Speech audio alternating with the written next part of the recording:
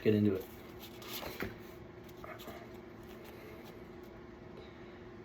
Good morning, ladies and gentlemen.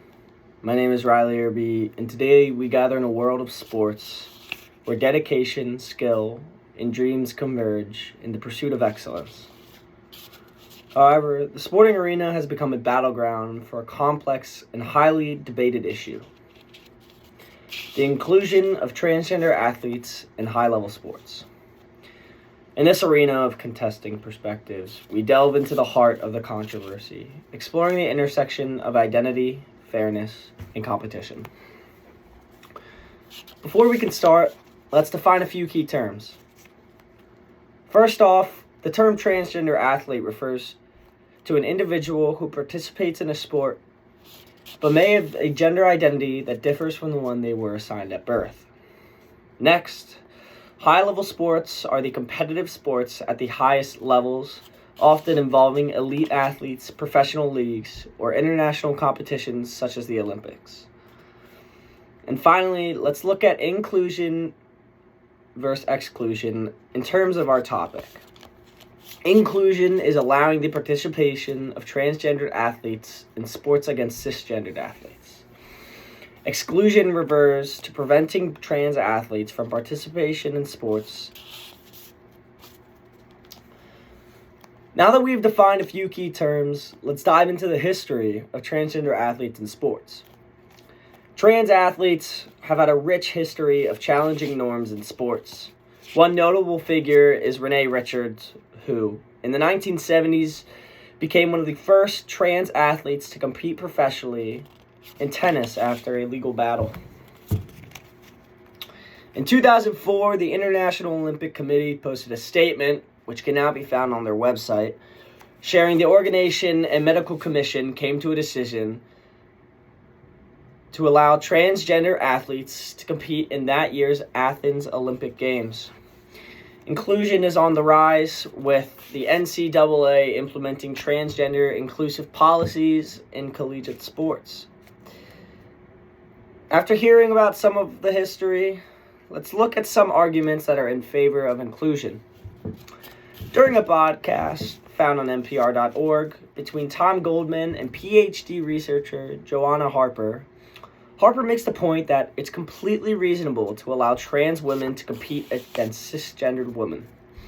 Equality is a cornerstone in the fight for inclusion, with many people like Harper who believe there is no competitive advantage for trans women against cisgendered in sports. According to the American Civil Liberties Union, there are no reasons for transgender athletes to be excluded from sports.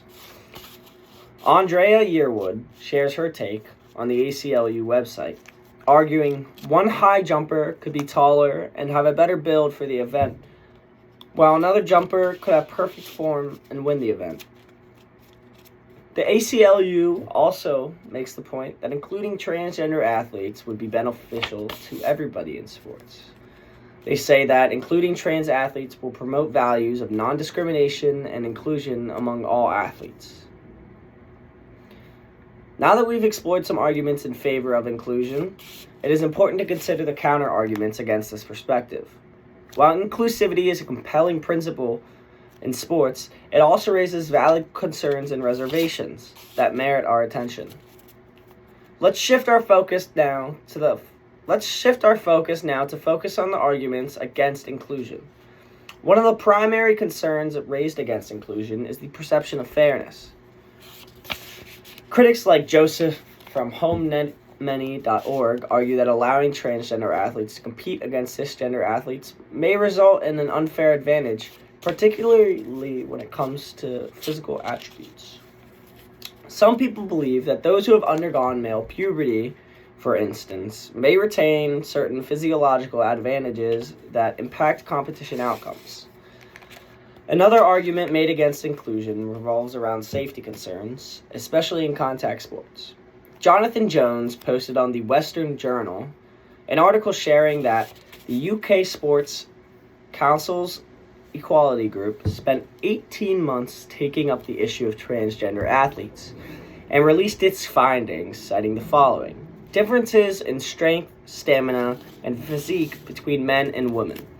The SCEG noted that a new approach on men in women's sports is needed.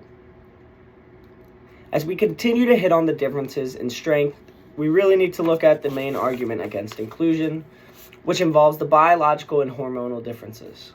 Jones again suggests that even with hormone therapy, transgender women might retain advantages such as muscle mass and bone density, which can affect athletic performance. In discussing the scientific aspect of the controversy, we can shed light on the efforts to bring empirical evidence into this complex debate. Author of Sex Differences in Athletic Performance, Perspectives of Transgender Athletes, 2023, Natalie Nokoff dives into the intricate details of athletic performance concerning trans athletes. The study explores physiological differences, training effects, and the impact of gender and transition on athletic capabilities. Nokoff's findings provide a nuanced understanding of the scientific aspects, shedding light on the complexities that influence transgender athletes' participation in high-level sports. Transgender athletes. What do the scientists say? Is an in-depth study by Dan Rowan and Katie Falkingham, which involves a meticulous examination of existing scientific research on transgender athletes. They come through a variety of research papers, consolidating the collective scientific consensus. Their findings hit on critical aspects, including muscle composition, cardiovascular distinction, and hormonal differences. This comprehensive review offers a well-rounded perspective on the physiological dimension that play a role in the opening discussion regarding transgender athletes in sports. Now let's move back to Tom Goldman and Joanna Harper's podcast, where they discovered the role of science in understanding transgender athletes in women's sports, particularly focusing on the impact of hormone therapy. Research led by Harper revealed that hormone therapy, which reduces testosterone levels, can level the playing field for transgender women. However, it was noted that some physical advantages may persist, with the athletes being approximately 10% slower post-therapy, indicating the complexity of the issue and the need for data-driven, evidence-based policies in the ongoing debate.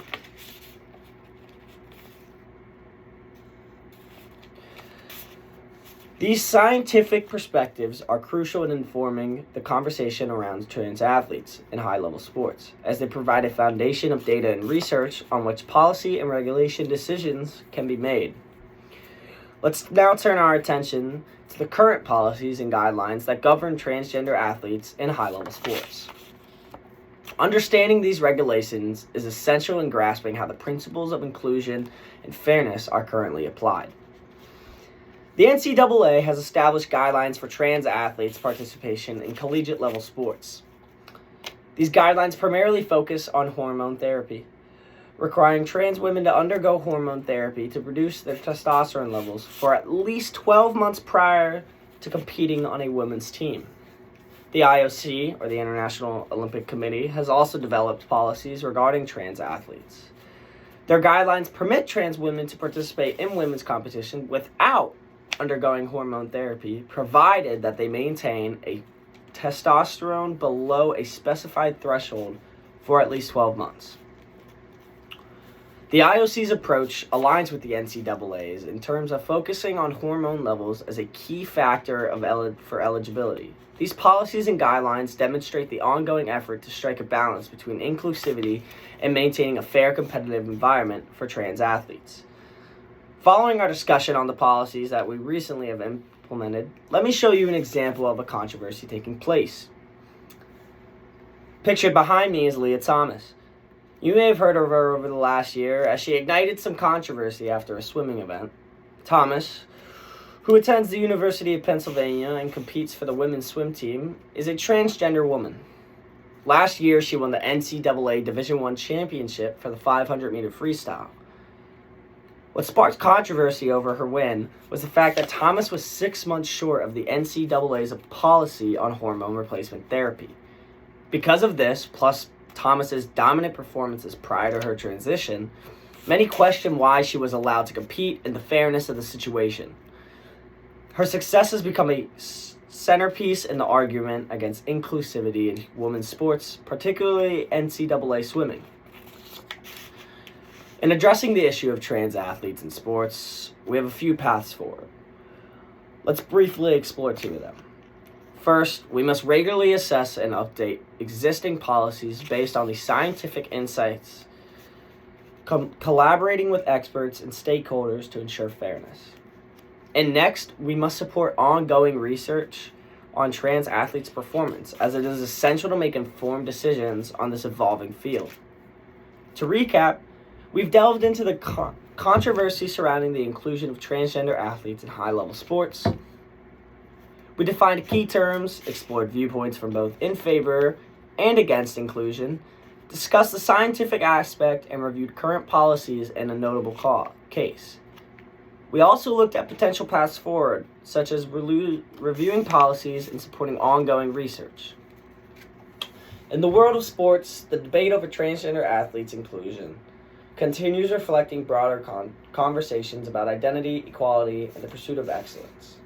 As we move forward, let's remember that sports should be a platform for celebrating diversity, embracing fairness, and ensuring everyone has an equal opportunity to excel. Following slide is my bibliography. Thank you.